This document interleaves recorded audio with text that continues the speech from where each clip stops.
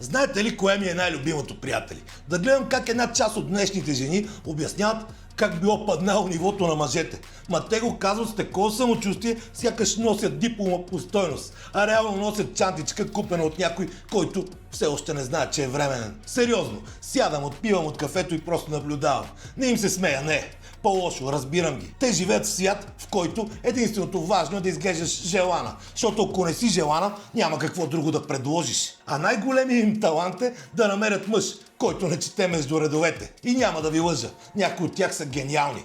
Гениални в това да превръщат нулевите си умения в претенции. Да продават празнотата в луксозна опаковка. Да ти говорят за женска енергия, докато чакат поредния спонсор да им поднови абонамента. Защото това е абонамент. Срока му изтича, ако не поддържаш образа. И тук идва любимия ми момент, когато започват да обяснят колко скъпи били. Да, скъпи са по поддръжката, по стойност ефтини. Защото всяко нещо, което може да се купи лесно, се заменя лесно. А тези се заменят по-бързо от батерията на телефон. Наблюдавам ги как демонстрират лукс.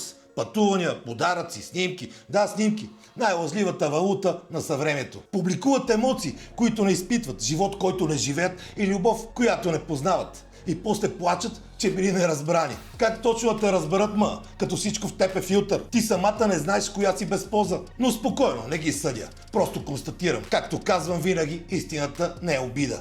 Тя е огледало. А много от тези жени бягат от огледалата без филтър. И докато те гонят богатия мъж, има едни други жени, дето никой не чува, защото не снимат всеки залез. Жени, дето не чакат да им купят живот, а си го градят сами. Тихи, стабилни, без циркове. Точно те са стойност. И точно от тях истинските мъже избират. Разликата е проста. Едната живее, другата позира.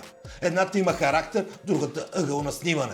Едната струва, другата се продава. И накрая пазара сам решава. И най-голямата ирония е, приятели, когато целият фалш изчезне. Когато мъжете спрат да финансират празнотата. Точно тези скъпи ще се окажат ефтини. Не защото са лоши хора, а защото никога не са били истински. И тогава ще чуеш пак. Мъжете не са това, което бяха. Нема, вие просто свалихте маските си, преди да научите какво има под тях. И ако искаш да чуеш истината така, без филтри, без теории, без поза, абонирай се. Няма ти захаросвам реалността. Ще ти я давам сурова, точно както трябва.